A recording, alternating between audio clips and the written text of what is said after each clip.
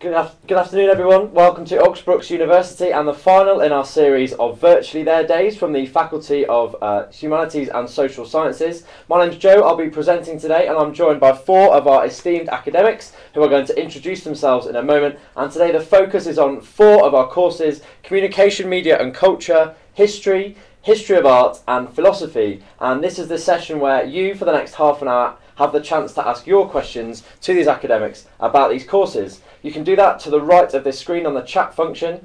If you have any admissions related questions, please note that this is not the forum to ask them on, and the admissions have their own live chat currently going on until 1:30, and you can find the link to that on this page as well. So please direct all admissions queries to them. If you miss any of today's session for whatever reason, it will be made available to watch again over the next few days. So please don't worry about that and get those questions flooding in. But without further ado, if I start on the far side, if you could each introduce yourselves, please. Hi, I'm Constantine Sanders. I'm a lecturer in philosophy. I'm Michelle Paul. I'm a lecturer in Communication, Media and Culture. And I'm Christiana Payne, and I teach History of Art. I'm Joanne Bailey, and I lecture in history. Excellent. So we'll get up and running with Michelle. Communication, Media and Culture. Can you tell us, please, what makes your course distinctive from all the others? Well, the clue's in the name, really. You'll have noticed we've got this very long name, and it's because we're not just a media studies course or a cultural studies course. We blend all three, which means if you come to study here, you can choose to spread your interests across communication, media and culture, or plot yourself a course with our help that enables you to specialise in an area of interest. And just very briefly, the communication parts focus on global, intercultural, linguistics communication, but also branded and commercial. The media is probably what a lot of people who don't know about the subject would think of, which is media production, television, print, journalism, but also the study of audiences. And the culture is more about culture, society and the individual. Excellent. From the outside looking in, having three names to one degree, it might sound a bit hectic. Can you tell us about the day-to-day life of a student studying this subject? Well, a student will come in the first year and do a foundation module in all three areas, and then they'll have an academic advisor who will help them choose to plot through their interests. And so they might come in, if they're in the third year at the moment, on a Tuesday they will be doing something on citizen journalism with me, which is both a kind of practical and theoretical workshop. On the Friday, branded communication is taught as a working day, and with a very kind of PR basis, so they'll be in the lecture room from 9 till 5, not sitting and listening, but working on particular projects with the lecturer. And then they might go to a persuasive communication where they'll learn about how rhetoric not only worked in ancient times, but works in everyday advertising. So that just gives you a kind of taster. Excellent, so they'll be nice and busy. One final question for you for the moment. Can you tell us about the forms of assessment, please, for your students? In our subject, and this is something we've talked about a lot, we don't actually have exams. Now, I quite like exams. I like this idea of being sort of put to the test and thinking on your feet. We have a whole range of assessed outcomes because we're a communications-based course. So you might find yourself writing essays, writing blogs, designing websites, making group news productions, but you will also find yourself doing timed assessments. So you might come in having been given a week's notice of a topic and have to put together some kind of quick and dirty research that you'll present to the rest of the group. So we try and tailor outcomes both to what the module is teaching and also have an eye on sort of world of work skills. Excellent. Moving on to philosophy with Constantine over there. Can you tell us what makes your course distinctive from the others? So philosophy at Brookes is a relatively small team, and so we get to know the students very, very well, and we pride ourselves in having what we call interactive lectures. So instead of having 1 hour where the lecturer sort of speaks at the students, followed by a seminar where people might do group work or something, we have a 2 hour with a small break in the middle, interactive lecture cum seminar where students are encouraged to interrupt the lecturer even in mid-sentence, so it becomes very much a conversation rather than a one-way thing, and it can go in all sorts of directions. So it's not just a pre-planned PowerPoint where the lecturer knows exactly where we're going to end. So it's very much alive as a subject, and particularly the way we do it at Brookes. Excellent. We've received quite an interesting question for you, and it's this: when you tell people outside of university that you're a philosopher, what's the reaction? It can end conversations at parties. I had one friend of a family member who thought I was portraying myself as some kind of guru who was going to... So I like to... Normally when I'm asked, I say, I teach philosophy at university, rather than I'm a philosopher, where people may think you have delusions of grandeur or something like that. Okay, we have a question here about if you do philosophy with another subject. So can you talk briefly about how that works? Yes, so there's several subjects you can combine with. You probably already know, since this is applicant day, which one you're doing. Some are on the same campus as philosophy, and some will be on a different campus, but there'll never be a problem. There'll always be enough time between lectures to get from one to the other on the university bus. And you can do them 50-50, or you could end up majoring or minoring in another.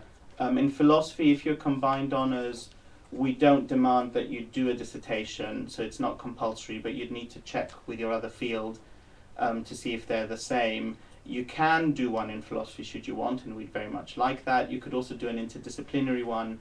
Last semester I had a very interesting one from someone doing music and philosophy, so this was really the philosophy of music, and it's been great fun to work on that. We've had another question here related to that, and it says, if I fail or don't do very well in my modules that aren't philosophy, will that hurt the final grade for the whole degree?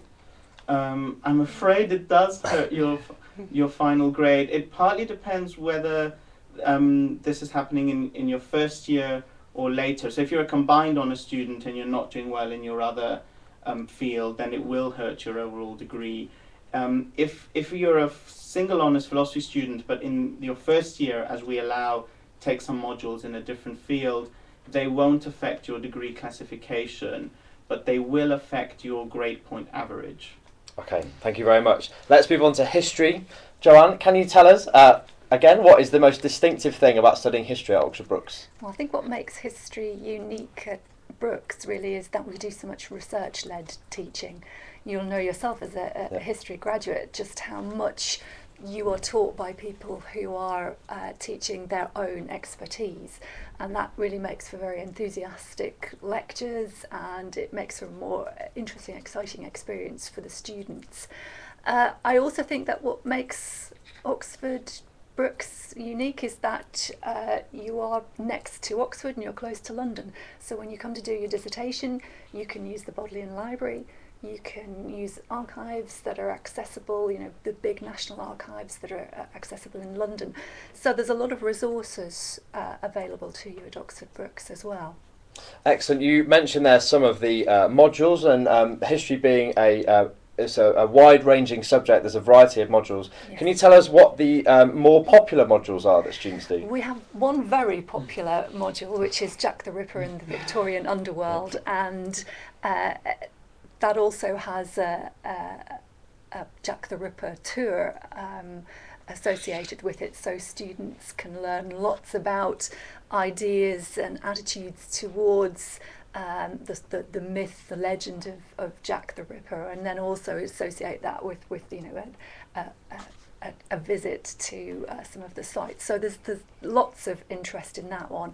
We also have people who teach lots of popular topics like the Russian Revolution, fascism, terrorism, and a whole set of other more social and cultural history subjects, such as the history of the family, history of religion, history of masculinity, which is my own topic. How does studying history at university differ to perhaps students' experience of studying it at school? I think it's very different. One of the things that we do very well in history is to help students make that transition from A-level through to university study, because you have to learn to be a historian, and that's what we're you know, helping students do. The differences really are between the depth of work, the range of reading that students will have to do, and the types of assignments. So we're teaching lots of different ways to present one's work and different skills in writing, and you get to work on primary sources as well. Excellent. Let's move on to the history of art. We've had, first of all, can you tell us what makes your course distinctive? Okay, yes. Well, compared to some other history of art courses, we cover a wide range, so basically from the 15th century through to the 20th century, 21st century. and we cover all sorts of art, sculpture, architecture, painting, and with some medieval art and classical art thrown in as well. So I think that's the first thing. And then the other thing is that we put a lot of emphasis on studying works of art in the flesh, studying works on the spot, walking around buildings, walking around sculptures, looking at paintings in museums and galleries. And we're very lucky in our location because it's easy to do that in Oxford. We've got wonderful museums on our doorstep, particularly the Ashmolean. We do a lot of teaching in the Ashmolean, have very good relationships with curators there.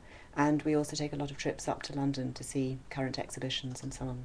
Excellent. Do you want to build on some of those trips and fieldwork and maybe possible placements that students can do during their degree? Well, placements as such, we have one placement in the Glass Tank, which is our new exhibition space in one of our new buildings. So we have a couple of students who will do a placement there every year. And not so much placements, but a lot of our students will take temporary work while they're studying in Oxford. So they will work at places like auctioneers, like at Mallam's, or in places like Sanders, which is a famous print shop in Oxford. A lot of our students also volunteer in the Ashmolean, Christchurch Picture Gallery, Modern Art Oxford. So there are lots of opportunities actually in Oxford for art history related work. Excellent. That's very helpful to our students when they then come on to look for a career after they finish. Brilliant. And you mentioned careers there. We are going to chat about careers a bit later, so please stay tuned for that and keep your questions coming in for careers. We've had quite a few coming in about the forms of assessment, particularly exams during the degree. So maybe, Constantine, if you could start, and then obviously it will be similar so please do chip in with any similarities or differences. The first question is, at what part of the year do exams take place and what format do they normally come in? Yeah, sure. So in philosophy, exams are only present in the first year. So after your first year, you won't have any exams again. And that's because we think that part of what's going on is you're being trained to think and write like a philosopher, which is not a matter of memorizing some facts and then proving to someone that you know these things, but developing your argument. By talking with other philosophers, you'd have feedback sessions on drafts of your essays, and you're effectively writing a philosophy essay with your books open across a number of weeks. But in the first year, just to make sure that everyone is on the ball and knows the things you need to know to write a philosophy essay, the assessment would be split between a shorter essay and an exam, and the exam will happen a few weeks after the end of the semester. And so there'll always be a revision class in the last week of the semester, and then you'd have a few weeks to prepare for the exam, and that's just in the first year. Okay. Michelle, if you could talk about maybe some of the forms of assessment in your course. We have a question here. If you don't like exams but prefer coursework, or don't like coursework but prefer exams, is there much flexibility to choose? Well, you can't choose to do an exam, obviously, if one hasn't been set. However, I don't think there are any modules in which you are only given one title and one question. So even if it's the assessment is an essay, then you'll have a choice of questions. Almost all of our modules have a midpoint form of assessments, which might be a critical summary or a piece of early research, which is quite formative. So that will be marked, usually a small proportion of the marks, and that will allow the tutor to give you some early feedback and advice towards the final part. The final piece, it could be a portfolio, as I said, it could be a practical piece of work with an accompanying commentary, as in video production and planning. When students do, for example, the subject to culture, where they're looking at sort of different cultural theorists and using them to understand their own sense of themselves in the world, they will actually do a kind of show and tell with an everyday object, but they'll write that up in a more critical way. So there was lots of choice about topic, and your dissertation is the thing that allows you to pick up on that thing that has really interested you throughout your course and pursue that. As with philosophy, if you are sharing CMC with another subject, you don't have to do a dissertation for CMC. We strongly encourage it though, because we think it helps you develop as an independent learner and researcher, and it's very good in terms of having something to talk about in your next stage of your interviews. So. Excellent. We've had a question directed specifically to CMC, but again it is relevant to all the courses, so please do chip in. Talk to me about class sizes and how they differ. That really does depend on the module. If you come in the first year, then you'll have traditional lectures followed by seminars. Now, because you'll find many other students from other subjects, because we're a popular subject in the first year. If you come in the third year to my citizen journalism and civic engagement, there will be no more than 20 students, because we're looking at sort of workshops. We have guest professionals in. It really does depend on the module and the class. Some are taught in a much more practical workshop way, which limits numbers. Others will have a more traditional lecture followed by seminar, and others will be more like the scenario that Constantine describes, which is very interactive. But I think one of the things that characterises the course, and probably the university, is the fact that we don't just talk at our students. We want them to be engaged in learning and knowledge production right from when they hit the ground here. So history is very similar as well, so that class sizes in the first year, because there are some compulsory modules that students have to take, the lectures might be fairly large, so you might be sitting in a lecture room with 100 students, but then you move into seminar groups, and seminar groups will be 20, 25. As you move through the second and third years, the groups will get smaller, and as we've already heard, there will be lots of flexibility in the delivery of the teaching. So you are getting interactive lectures through to workshops, different kinds of seminars. You might find that some lecturers don't really use lectures in the same way. They have a much more interactive seminar. So there's lots of flexibility in delivery. While we're with you, John, we've had a question here about what are the opportunities while you study history to study abroad? Students are encouraged to take a semester or 2 semesters out sometimes in their second year, and there are lots of opportunities for going to America, Canada, for example. I've just had one who's recently back from Australia, and there's a couple of universities also in Europe.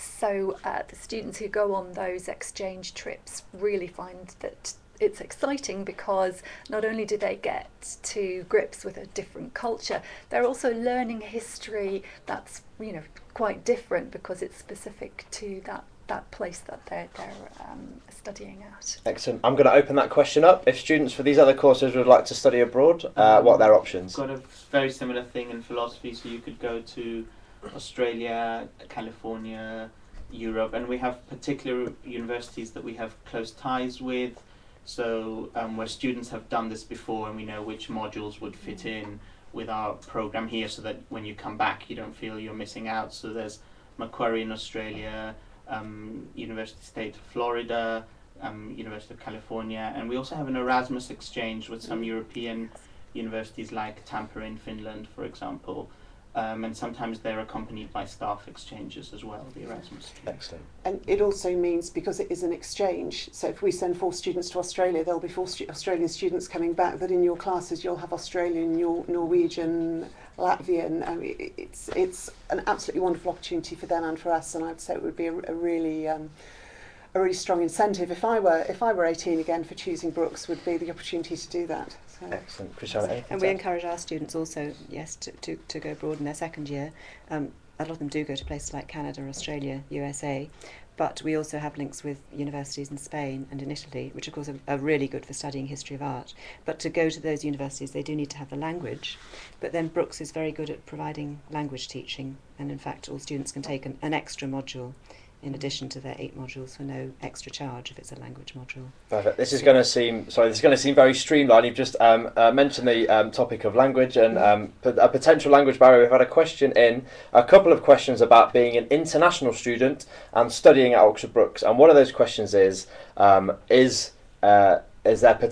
English hard for international students? Is there terminology? Are there problems for maybe international students? And if there are, what support do you offer? So in history of art, a lot of the terms we use actually come from other languages anyway, like chiaroscuro, for instance.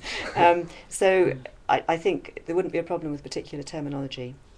I think in history also we encourage students not to use jargon. There are discipline-specific skills like footnoting and referencing and how to put together a bibliography, but there's no sort of terminology that it would be a barrier to anyone who English isn't their first language. And we do have lots of support. You get support from people who are teaching you on those modules, and then there's also other services that we can send the student to in order to get extra support with writing and so on.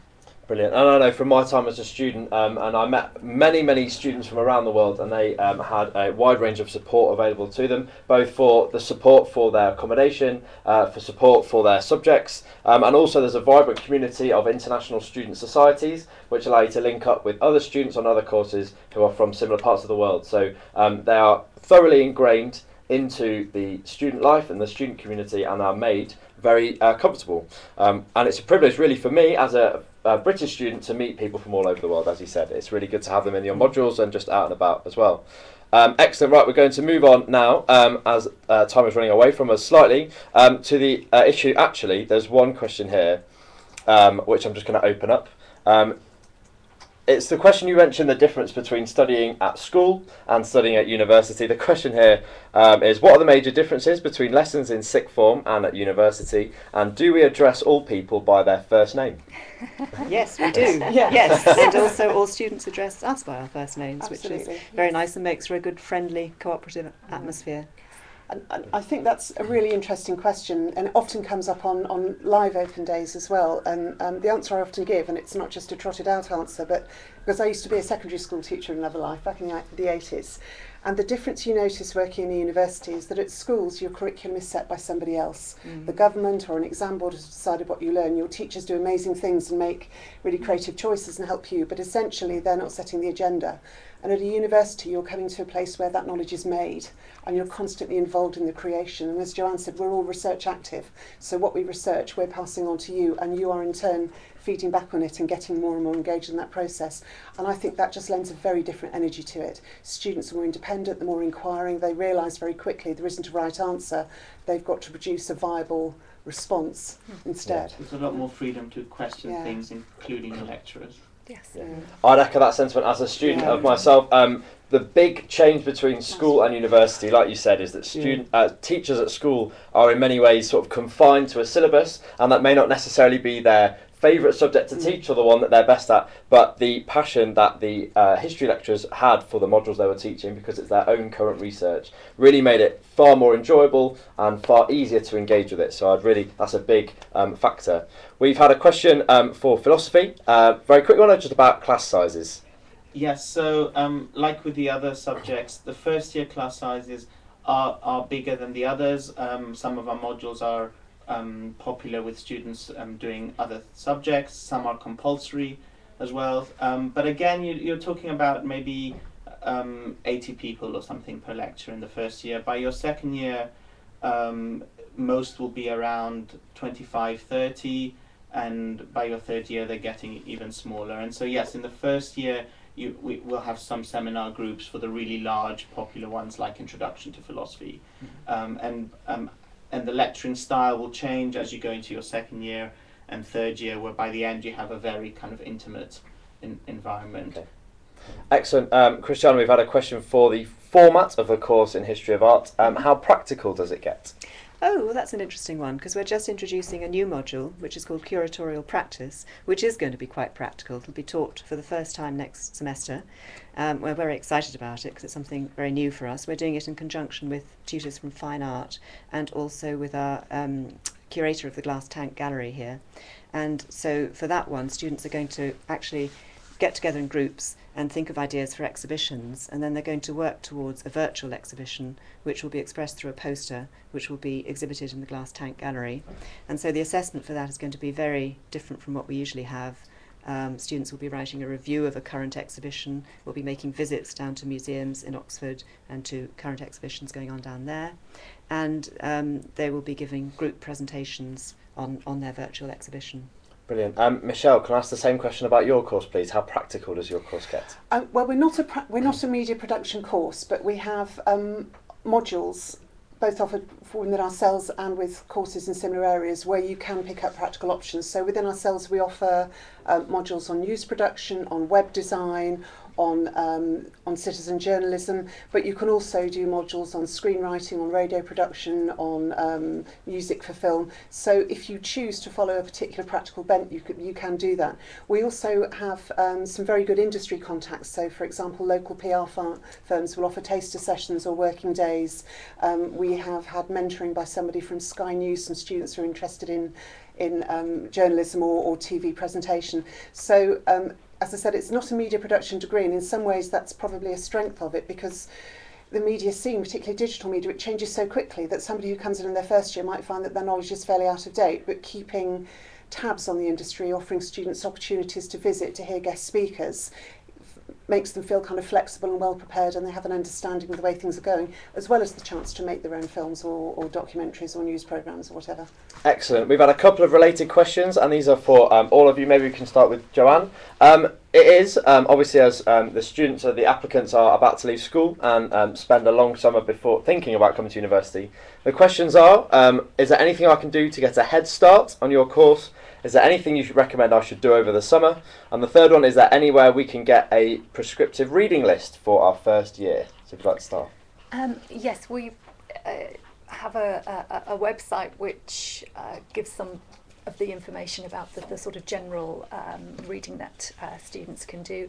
They could also contact us by email as well, and you know, for more specific things. But I think just really getting to grips with the modules that are available in the first year, and you know, seeing what perhaps some of the more general texts, and familiarising themselves with those. However, at the same time, I think it's actually quite a good thing to get here and to immerse yourself in the topic. It's quite difficult to make that transition yourself. So I'm sort of minded to suggest that people just do some basic work rather than anything too specific. Okay. Has any of you others got some bite-sized advice? For history of art, the best thing is to go and look at as much art as you can, wherever you are. If you're in a tiny little village in the countryside somewhere, go and look at your local church. If you're near a big gallery, go and look at some paintings. If you're abroad somewhere, go and look at buildings, sculptures, paintings in the vicinity. Just see as much as you can. Excellent. I'd say have a nice good rest so that you're full of energy. But as Jan said, of course, we do have reading lists online, and you know, you can contact us and we can make very, very particular suggestions as well.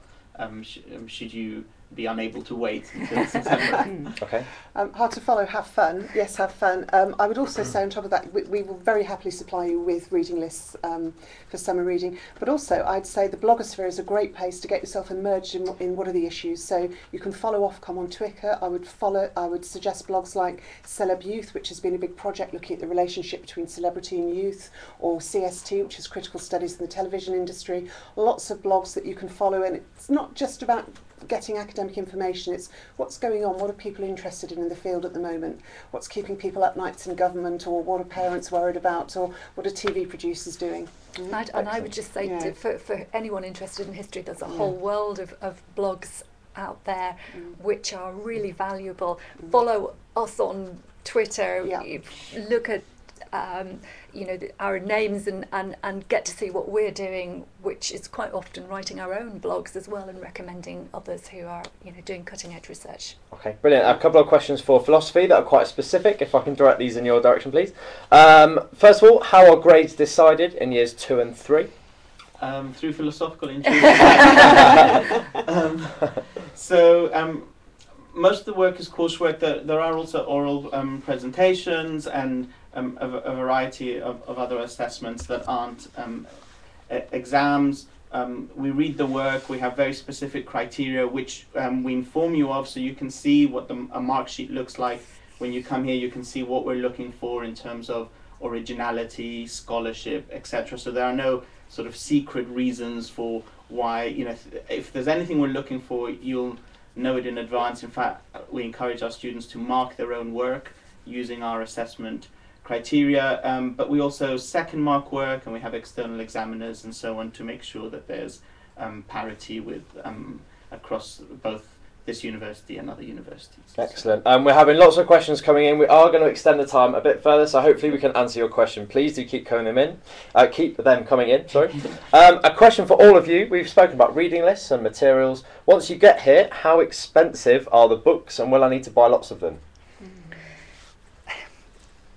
We make sure that resources are available to students so that they're not having to spend a lot of money.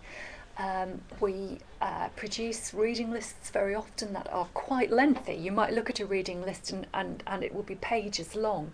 That doesn't mean to say that you have to read all of those things in order to be able to think about that topic effectively. What it means is that we're providing lots of things like articles which are freely accessible, and we will recommend books that are in our library, and also we use e-books as much as we possibly can, because then they can be available to everyone. So generally speaking, you can do a whole history degree without actually purchasing any books. Yes, likewise, I think it's the same in all subjects. The reading lists are deeply integrated with the library, so you'll click on the online version of the reading list. It will take you straight to where in the library the item is located, and if there are very popular textbooks where we need more than 5-6 copies of, we'll have an electronic version of it. In History of Art, we usually try to recommend for each course a cheap paperback, but as everybody knows, art books can be very expensive. Also, they can be too heavy to carry out of the library, actually. So you get used, as an art historian, you get used to doing a lot of your reading actually in the library. And in fact, I don't buy art books myself very much, because they're just so big and so heavy and so bulky. We're also finding now that a lot more is available online, because a lot of the most recent research is published in the form of articles, and you can access those through our library through JSTOR. Yeah, I'll just add to that. I think we all use the Brooks Virtual Learning Environment, which is probably used by many schools as well, and it means that for every lecture there will be a set reading and recommended readings. In our subjects we make sure that those are all available electronically. We also offer through Moodle, which is one of it's a very interactive portal. You'll find all kinds of other resources, whether they're blogs or short clips for other lectures and things like that. So it is possible. I would say students end up buying the books they love, the idea they find, that person whose writing they really enjoyed, and they think, I'm going to want to pursue that and do it.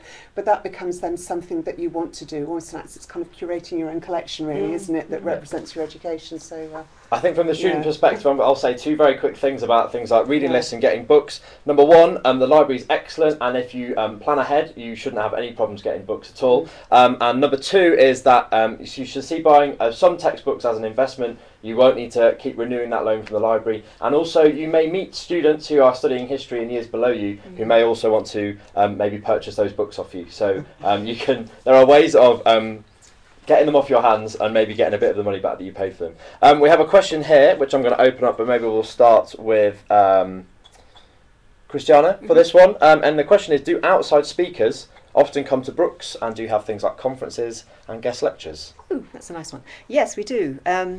Once we had the annual conference of the Association of Art Historians, that was in 2001, and 400 art historians came to Brooks. They're not usually that big. We had a conference last year on the Pre-Raphaelites, which was organised in association with the Ashmolean Museum and also with St John's College down the hill, and about 100 people came to that.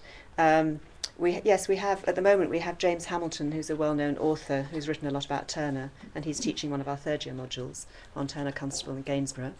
And just recently, the retiring director of the Ashmolean Museum, Professor Christopher Brown, said he'd like to do some teaching, so he came in and did a session on the redevelopment of the Ashmolean for us. So, yeah, we do. Excellent. Just before we move on, someone has asked, because Michelle mentioned it, what is Moodle? Moodle is the interactive portal that all students get access to.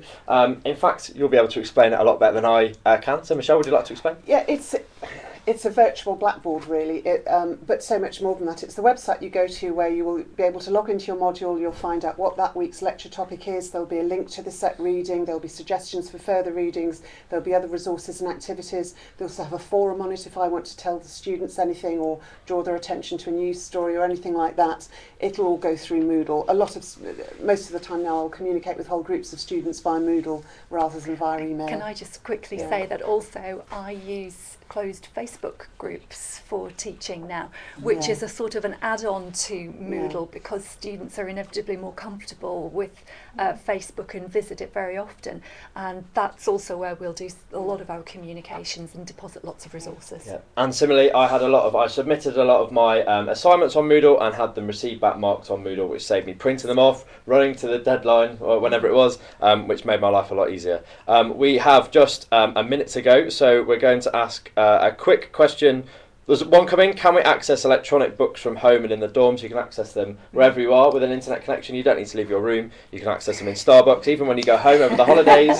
A lot of my lecturers said that when you go home over the holidays, that's not an excuse, because you can still access them at home. Yes, you can. It's a fantastic service.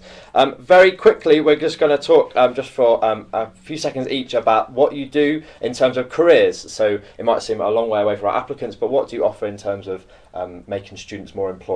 Go on. We have some workshops embedded in the curriculum. We have a work placement module in the second year, and we advertise all sorts of the career centres workshops and events. Excellent. History of art? Yes, we have 2 careers evenings every year, and we invite back alumni to talk about their careers. For example, we have a student who's working in the National Gallery in the education department there. She's come back and talked to us. We have third-year students talking about voluntary work they've done in Oxford for the benefit of the younger students, and people coming up from Oxford talking about what opportunities are available down there. Very similar guest speakers. We don't have work placements, but we're constantly getting internships sent to us and through our links with the industry. So we're sending a student out at the moment who's working in commercial television, because somebody from that industry was a guest lecturer here. Students have gone to make documentaries with teenagers in Latvia, gone to New York. So it's the same thing. If there's a career structure, we work with alumni, and we have very good links with industry. And we also have a second-year work placement module. So we train students to teach, and they go into schools, local schools, and teach philosophy to teenagers.